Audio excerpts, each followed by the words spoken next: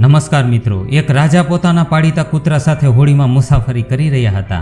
કૂતરાને આ માફક આવતું નહોતું, કારણ કે તેણે ક્યારેય હોડીમાં મુસાફરી કરી નહોતી. કૂતરો ઉછળકૂદ કરતો હતો. બીજા બેઠેલા મુસાફરોને ઘણી તકલીફ થતી હતી, પરંતુ રાજાનો કૂતરો હતો એટલે કોઈ કશું બોલતું નહોતું. નાવિકને ચિંતા થતી હતી કે કૂતરાની ઉછળકૂદમાં જો મુસાફરો આડાઅવડા થયા તો હોડી ક્યાંક ઉથલી ન જાય. એ તો ડૂબશે, સાથે સાથે બીજાને પણ ડૂબાડશે.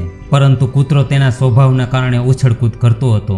આવી સ્થિતિમાં રાજાનો મગજ જતો હતો, પરંતુ કૂતરાને સુધારવાનો કોઈ ઉપાય સૂઝતો નહોતો. હોડીમાં બેઠેલો એક સજ્જન માણસ ક્યારનો આ બધું જોઈ રહ્યો હતો.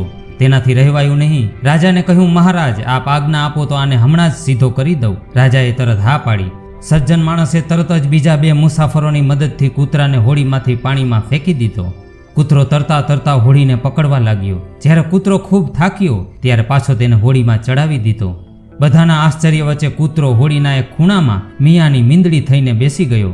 રાજાએ પેલા સજ્જન માણસને પૂછ્યું, પહેલા તો આ ખૂબ જ ઉછળકૂદ કરતો હતો અને હવે કેમ બકરી બની ગયો? સજ્જને કહ્યું, મહારાજ, જ્યારે પોતાના પર વીતે છે, પોતાના જીવ પર આવે છે, ત્યારે સારાને ખબર પડી જાય છે.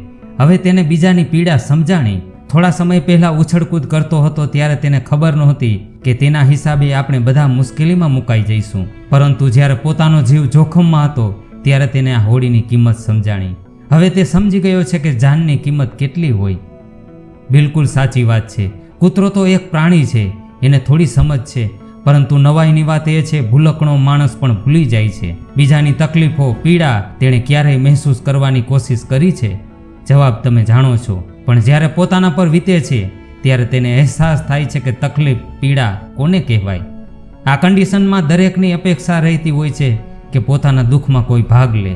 ક્યારે લેશે? જ્યારે એણે બીજાના દુઃખોનો અહેસાસ કર્યો હોય ત્યારે.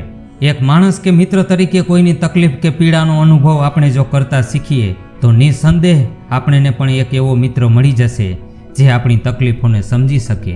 આ વાત હેનરી નુવેન કેટલા સુંદર શબ્દોમાં કહે છે.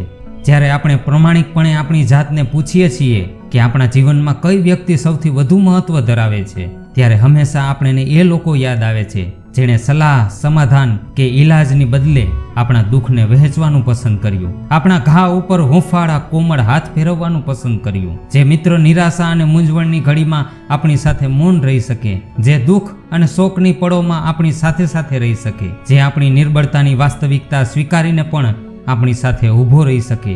એવો એક મિત્ર જે આપણી પરવા કરતો હોય.